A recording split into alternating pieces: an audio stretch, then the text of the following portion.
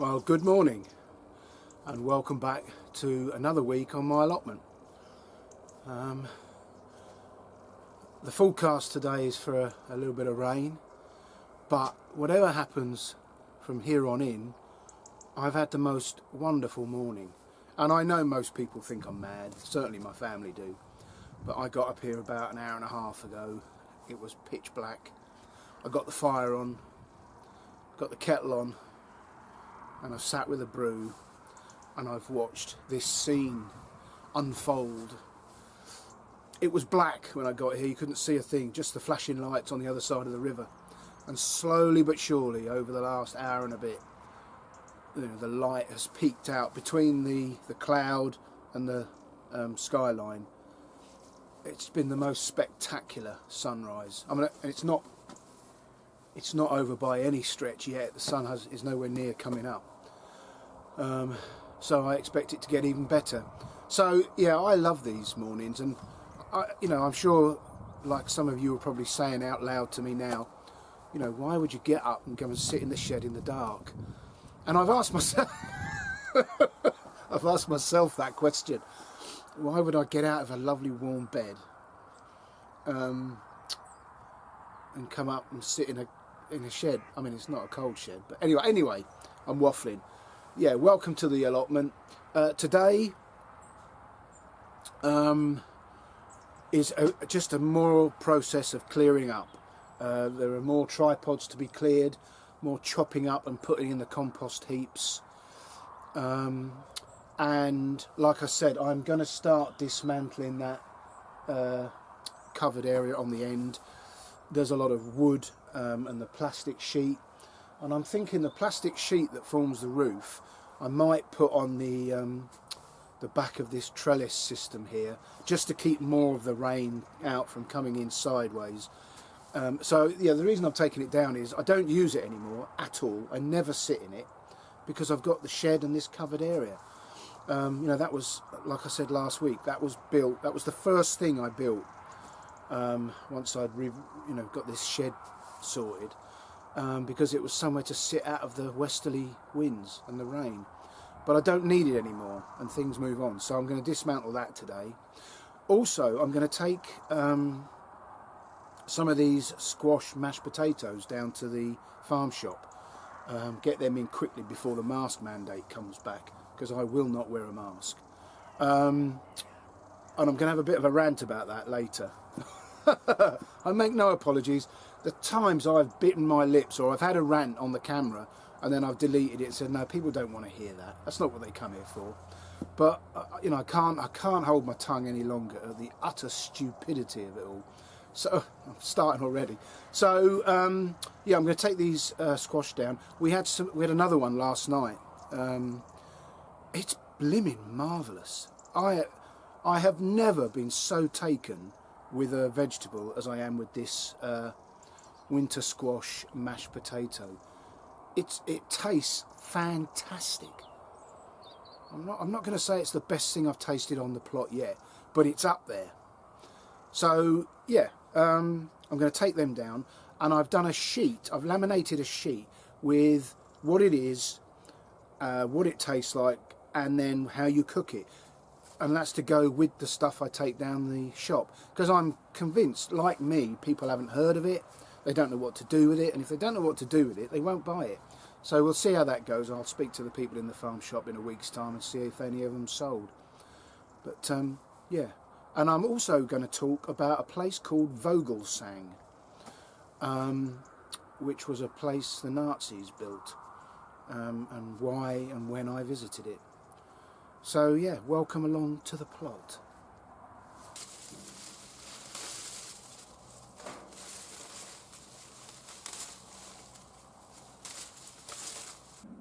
Well, as I was clearing the old beans off that tripod, or obelisk, whatever you call it, I was busy doing what I was doing, and I looked up, and the sky was aglow.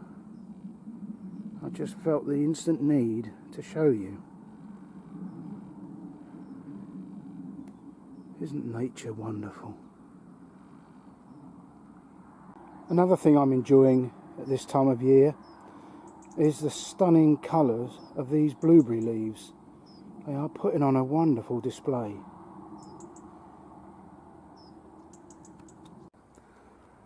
Just for something a little bit different, and I know it won't interest most people, I guess, but I thought we'd have a very brief look at my new van. I'm absolutely thrilled with it.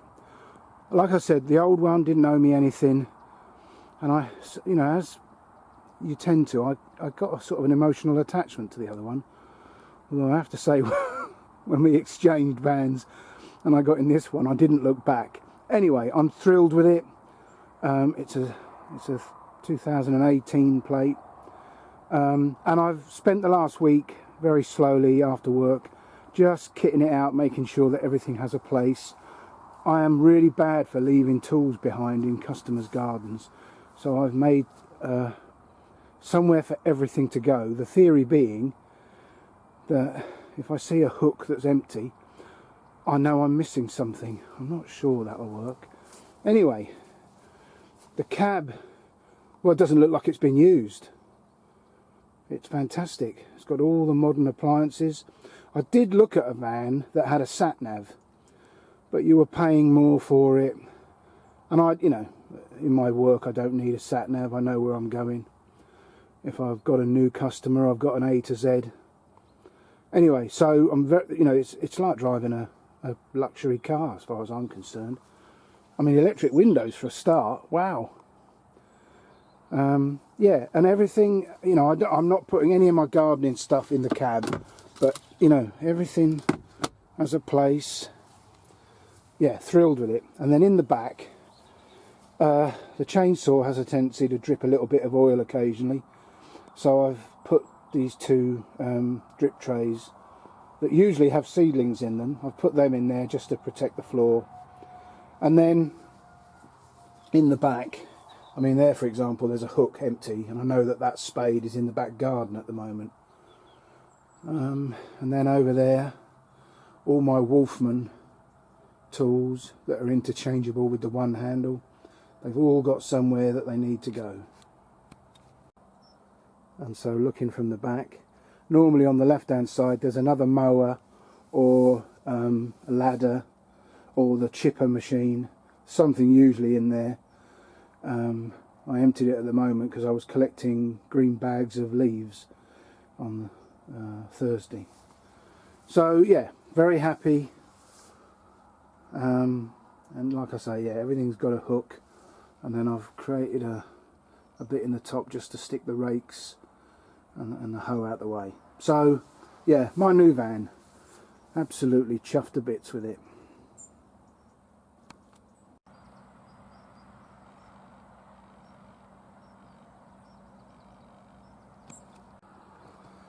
Well, all bar the shouting, that's the stuff down off that TP, wigwam, tripod, I don't know.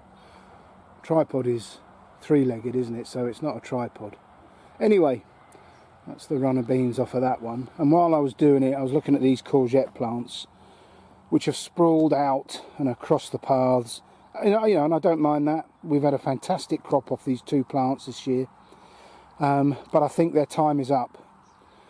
And there's some perfectly sized courgettes. I mean, there's two there that we won't harvest, but I think it's time that, bearing in mind we've got loads of frozen courgette in the freezers at home, that these two plants have had their day and they can come out, because I don't think those courgettes that are on there now are going to turn into anything useful, simply because the temperatures have dropped. So that can all come out and this bed can be cleared. I remember one of my subscribers a few months ago leaving a comment that had me in stitches. I'd had another rant. I mean, I tried to keep them to a minimum, you know, but sometimes I can't help myself. And I'd had this rant, and he left a comment that says, "Martin, you should take up gardening, it might calm you down." My attitude through this whole 18 months has been sort of, I've had a foot in two camps. One is, I've stopped watching all mainstream media. other than occasionally to glance at the propaganda and the misinformation and the lies and the fear-mongering that they're spouting. And because I don't watch any of the mainstream media on a regular basis, and I'm outdoors all day, whether at work or up here or in my garden or out with my wife caravanning, I know there's nothing to be worried about. I can see that nature carries on as normal, life is good, you know, and I don't let any of it worry me, and because worry and fear are really bad for you mentally and physically. Fear, a slow trickle of fear, destroys the immune system. They've induced cancer in mice and rats simply by worrying them.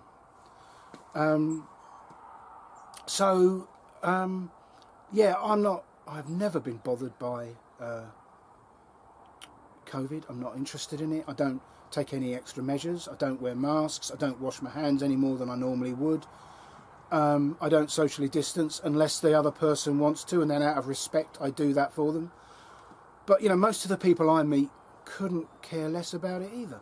I mean, I've got a few customers who are worried, and they're worried because they spend all their time indoors watching the television. So if Boris Johnson is watching, and I have no reason to believe he doesn't watch me, you can take your extra measures and your plan B and your plan C and you can shove them. I will not wear a mask, I will not be locked down, and I will not follow any more of your restrictive and damaging measures. He thinks that plan B, which is, as far as I can make out, working from home, wearing a mask and COVID passports. So, wearing a mask and COVID passports. Let's think, is there a country that's doing that at the moment? Oh yes, it's about a mile that way. It's called Wales. Wales has never stopped the mask mandate, and it has introduced COVID passports. And guess what? Their rates of infection are higher than England. So if that's the best the scientists and the politicians can come up with, you can shove it. Well, lockdown, plan C, I can't even believe they're still mentioning that. Lockdown, let's think about that. The damage, the mental health, the physical health, the overloaded NHS, the utter carnage and damage it's done to young people. You're really considering bringing that back in? Well, let me tell you, you can shove. I mean, I didn't pay any attention to the first, second or third lockdown. I carried on doing what I was doing because I'm a free man and I live in a free country.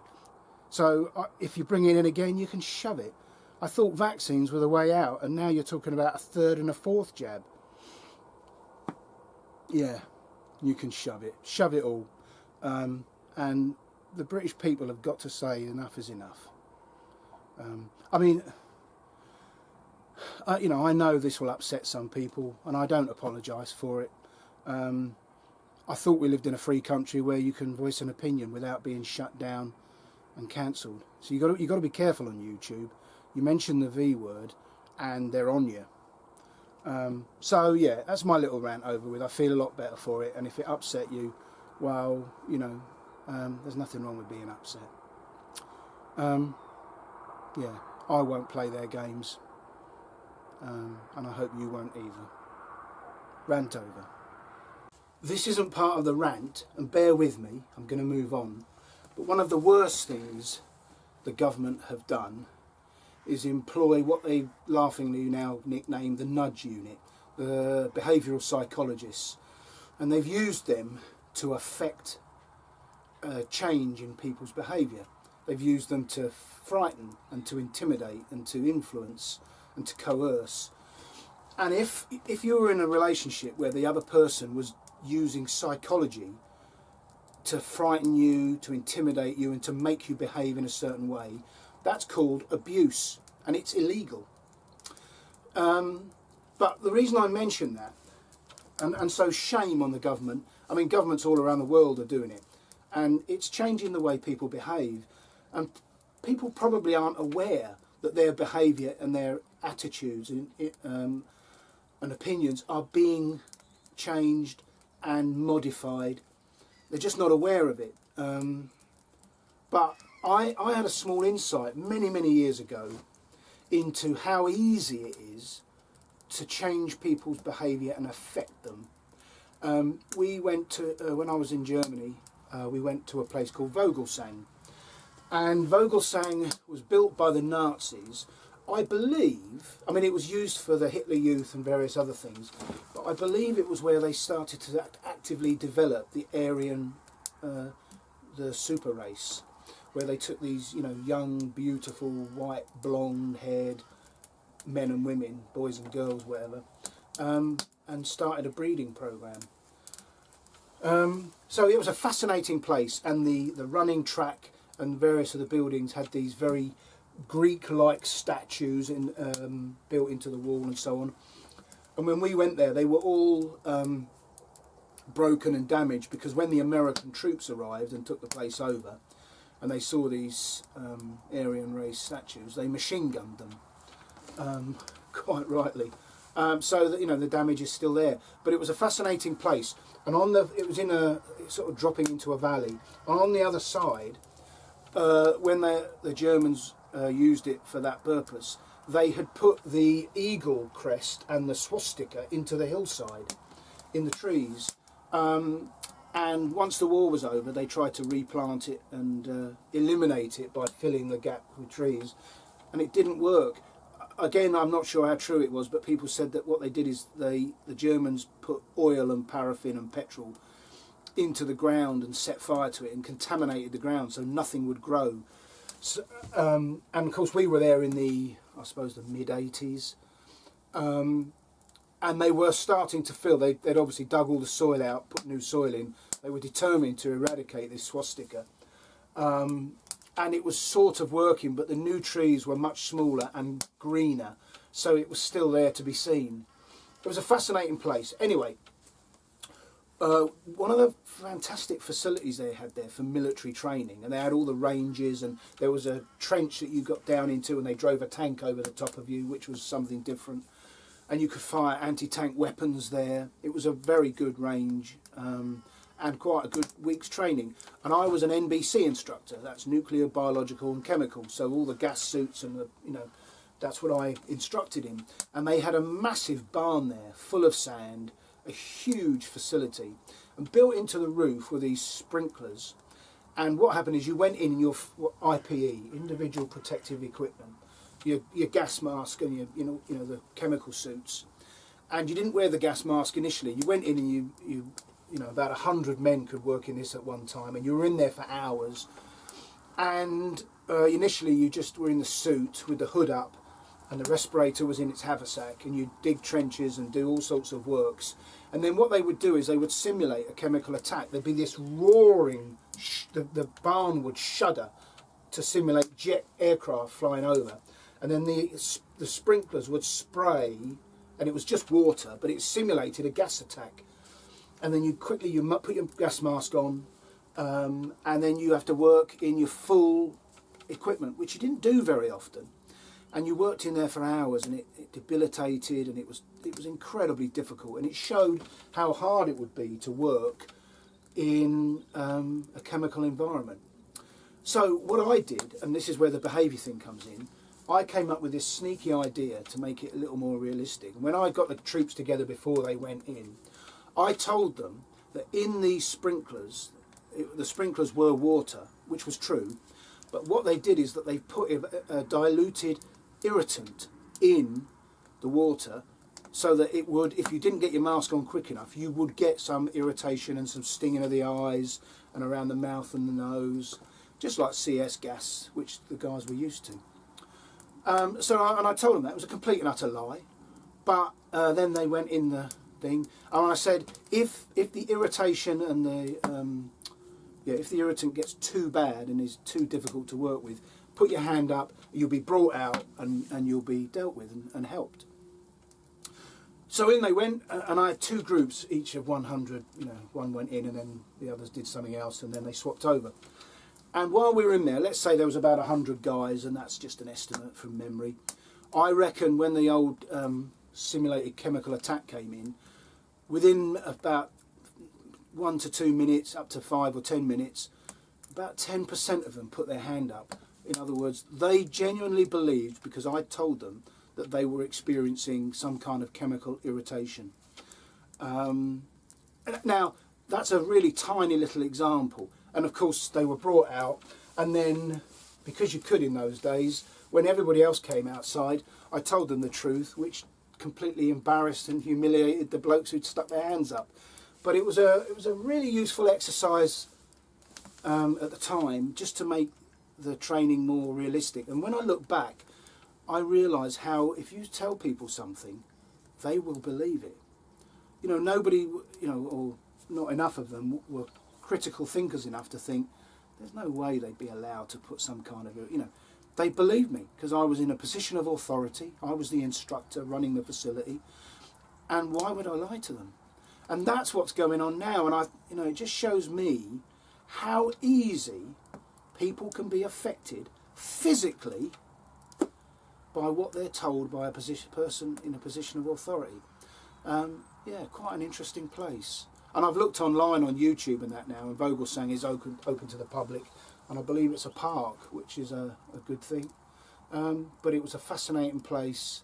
Vogelsang, is that bird camp? I think that's bird camp in German, I'm not sure. Anyway, it's mildly interesting, isn't it?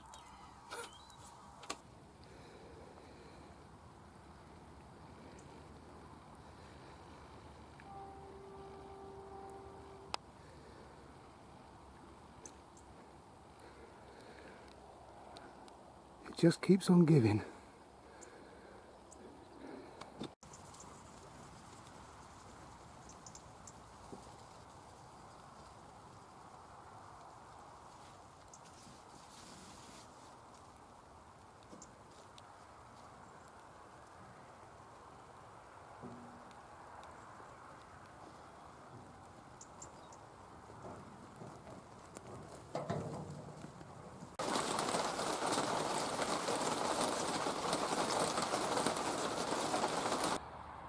Well, it's some considerable time later, but and that's because I had to lift all those bricks out to get the weeds out from underneath. But pleased with that. That's the courgettes finished for another year. Here's another good plus for this winter squash. I've just pulled one plant up and harvested all the squashes off one plant, and that's them there. Oh yeah, and that one. Well, that's the winter squash mashed potato bed completely cleared, and I've given them all a bit of a rinse and a clean, and they're all stored there. Now we're going to start using them, and I took 10 to the farm shop. We'll see how they sell. Still got lots and lots of carrots to go, and there's a nice small red cabbage, so shall make a bit of coleslaw for my lunches this week. And Cheryl's going to try and freeze some of the bigger carrots, slice them up and freeze them. Interesting to see how that goes. Oh, right, I'm done in. Well, I had a beautiful early morning, as you saw, and it all went downhill from there. I got fairly wet this morning and early afternoon, but I don't mind that. It wasn't too bad. This is the difficult part of the video, where I try and recap on what the hell I've done. I can't remember. So I obviously cleared that brick path by lifting all the bricks out, getting the weeds out. It's a monotonous job, but it looks so much better when it's done. Cleared the courgettes, they're finished, and I've got 3 courgettes sitting there to go home. Also picked some carrots and the red cabbage, as you saw just then. I try and leave the carrots to the end of the day because they wilt very quickly, unlike the ones you see in the shops and what have you that stay hard for days. Within 24 hours my carrots I grow here are going soft, so I try and leave it later on. So the other thing was the winter squashes. That bed's emptied now, and they're all in the dry, in sort of storage. The bed has yet to be tidied up, but I'm going to save that for another day. As I've said before, I'm making a real effort to take it steady. I've got all winter. I don't want to rush at it like a bull in a china shop and then find that by January I've got nothing to do. I've just emptied, I turned the taps on the 2 water butts. I thought I'd empty those so I can dismantle that lean-to on the back. And they're about 4 inches thick in slimy mud in the bottom. I don't know how that's, I suppose, you know, it's just normal sediment, I don't know. And I do tend to use them to wash my hands or to clean the mud off my hands, so maybe I'm answering my own question. So I shall bring the Bosch submersible pump up when I remember, and I'll spray the insides and give them a good clean out before I put them back. They'll go back in the same positions, albeit that obviously the lean-to will be gone, so I've got one spare barrel that I've got to relocate somewhere. I'm sure I'll find somewhere for it. So, yeah, a good day. Slowly the progress is being made. Very happy with the way things are. I hope my rant didn't put you off too much. You know, opinions will be strong on this matter. You know, and you know, if you have the complete opposite opinion, then I respect that. I don't agree, but I respect that you have a different opinion, and I hope you can do the same. So, I'm not sure I'll be here next weekend. We're going down to my daughter's on the Sunday, I think. You know, I lose track, but if I can, I will. I'll post next weekend. If not, it will be the weekend after that. So, thank you for watching. Well done if you got to the end, as always. Thanks to those who've subscribed. I've had a couple of new subscribers recently, and all being well, I shall see you next week. Look after yourselves. Take care. Bye for now.